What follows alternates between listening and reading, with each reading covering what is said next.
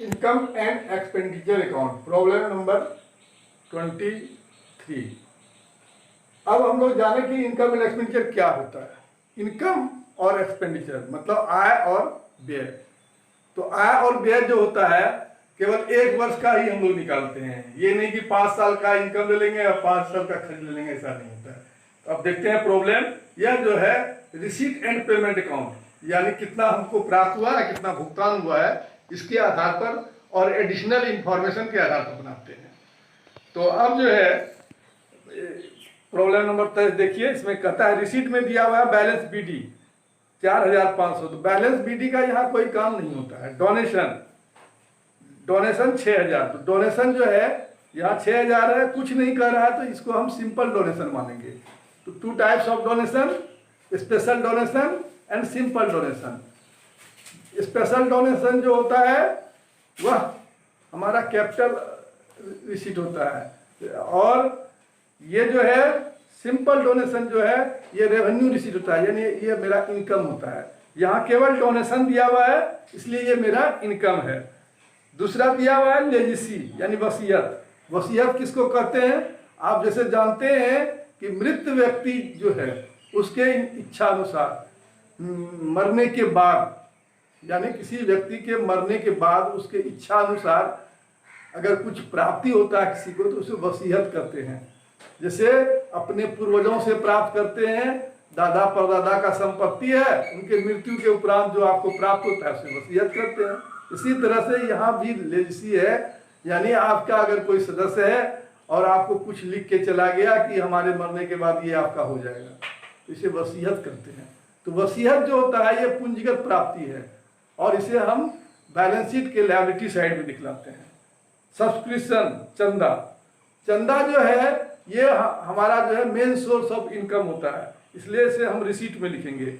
Interest, ब्याज प्राप्त किए हैं वो हम रिसीट में लिखें, पेमेंट होती इनकम में लिखेंगे, रिसीट है तो। और है एक है सेल ऑफ ओल्ड मशीनरी, पुराना मशीनरी को हम बेचे, इससे जो प्राप्त हुआ, तो यह जो है मेरा इनकम नहीं है। हाँ, अगर इसमें कुछ प्रॉफिट या लॉस होता है तो यह इनकम और एक्सपेंडिचर को प्रभावित करता है, लेकिन यहाँ ये नहीं बतला रहा है कि कितने का मशीन कितने में बेचा, इसलिए यहाँ पर इसका कोई लेखा नहीं करेंगे। अब पेमेंट, सैलरी पेमेंट है तो ये मेरा खर्च है। रेंट ये पेमेंट है, ये भी खर्च है। प्रिंटिंग खर्च है, पोस्टेज खर्च है, एडवर्टाइजिंग करेंगे वो खर्च है। इन्वेस्टमेंट ये खर्च नहीं है। इन्वेस्टमेंट का मतलब है मेरे पास पैसा है और हम बाजार में लगा दिए ताकि उससे हमको कुछ पैसा और अर्न कर लें, तो ये जो है खर्च नहीं है। मान लीजिए आप सोना खरीद लेते हैं, जमीन खरीद लेते हैं, तो ये इन्वेस्टमेंट कहलाता है। तो ये आपका खर्च नहीं है, बल्कि आपने इन्वेस्ट किया, वो कैश के बदले में आपने दूसरा संपत्ति खरीद लिया। तो ये जो है इन्वेस्टमेंट होता है जो आप लाभ के लिए करते हैं, तो ये मेरा खर्च नहीं होता है। अब हम लोग प्राप्ति एवं भुगतान खाता बनाएंगे। तो प्राप्ति एवं भुगतान खाता से क्या बनाएंगे? Income and expenditure account. तो इनकम एंड एक्सपेंडिचर अकाउंट ये नॉमिनल अकाउंट है। Receipt and payment account real है, और इनकम एंड एक्सपेंडिचर क्या है? नॉमिनल अकाउंट है।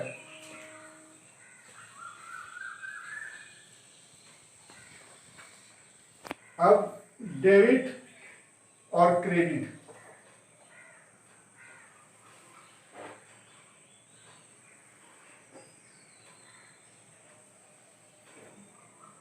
इधर सीआर साइड में हम लोग इनकम लिखते हैं,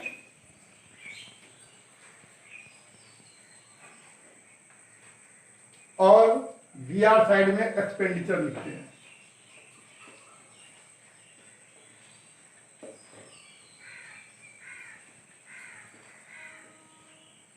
एक्सपेंडिचर लिखते हैं।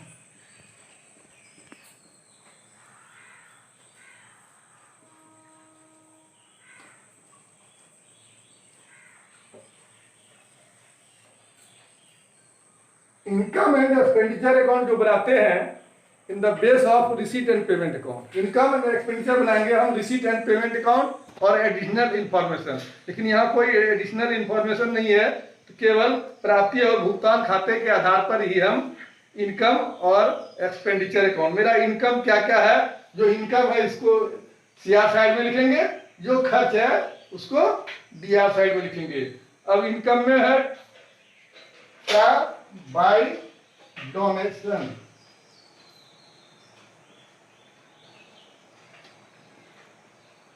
डोनेशन 6000। यही अगर स्पेशल डोनेशन रहता तो यहां नहीं डालते, तब ये कहां चला जाता? Liability side of balance sheet, तब वो मेरा कैपिटल रिसीट हो जाता। उसके बाद है लेजिसी। लेजिसी यहां नहीं डालेंगे, उसके बाद डालेंगे सब्स्टिट्यूशन।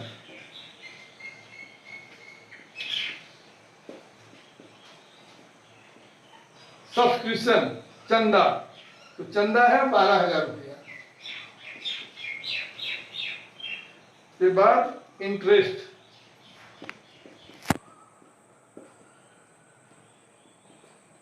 इंटरेस्ट जब हम रिसीव कर रहे हैं तो ये मेरा इनकम होगा, रिसीट जब हम इंटरेस्ट पेमेंट करेंगे तो वो खर्च होगा।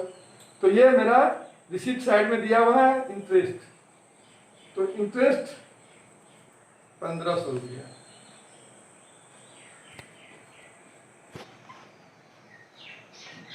क्या है? डोनेशन 6000, सब्सक्रिप्शन 12,000 और इंटरेस्ट 1500। अब ये सारा मेरा इनकम हो गया। अब इधर लिखेंगे 2, खर्च है ये सैलरी।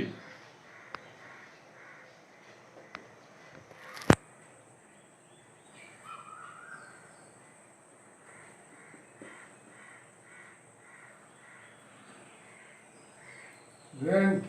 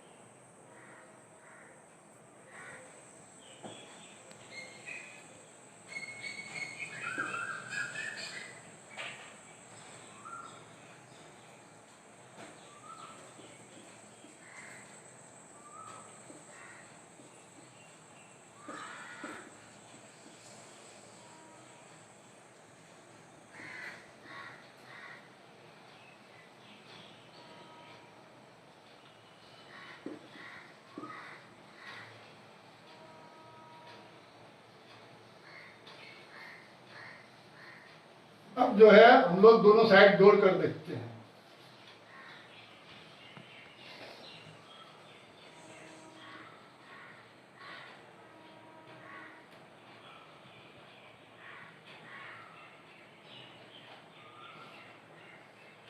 और इसको भी जोड़ के देखते हैं।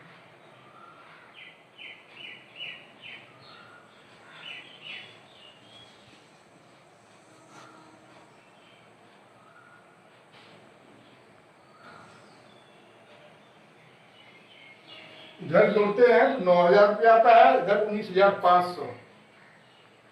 इधर जो है खर्च हम किए हैं 9,000 और मेरा इनकम है 19,500। तो ये जो है इसमें जब घटा देंगे 9,000 रुपया तो 10,500, ये जब घटाएंगे तो 10,500 आ गया। ये सरप्लस कहलाता है। इनकम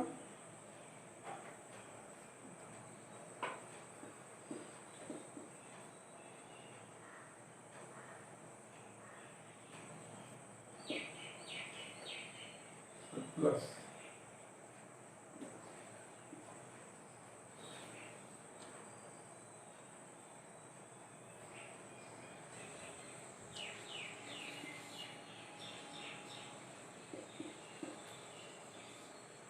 इसको हम मिटा देंगे, ये केवल हम जोड़ने के लिए किए थे।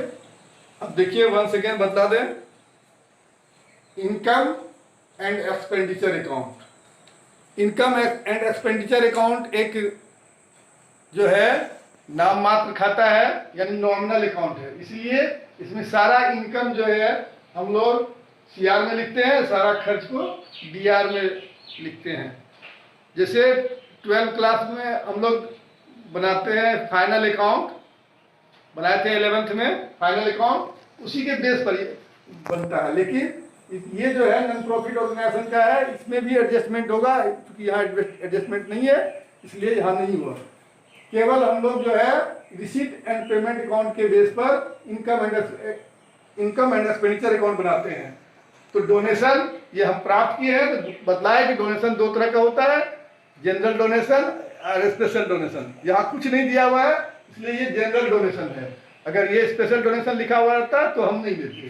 फिर सब्सक्रिप्शन जो है यानी चंदा, ये मेन सोर्स ऑफ इनकम होता है किसी क्लब का, क्योंकि चंदे पर ही क्लब चलता है। तो सब्सक्रिप्शन डाल दिए, इंटरेस्ट जो रिसीट में है इंटरेस्ट को डाल दिए, सारा मेरा इनकम हो गया। और ये देखिए सैलरी, आप स्टाफ को सैलरी पेमेंट करते हैं, रेंट पेमेंट करते हैं, प्रिंटिंग, पोस्टेज और एडवर्टीजमेंट, ये सारा मेरा खर्च है।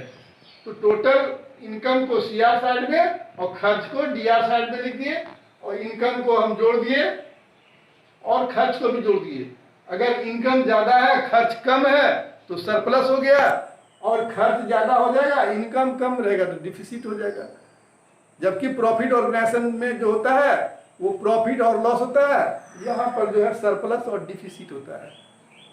और इसका आंसर हो गया सरप्लस 10,500। वीडियो अगर पसंद आवे तो उसे लाइक करें और सब्सक्राइब करें।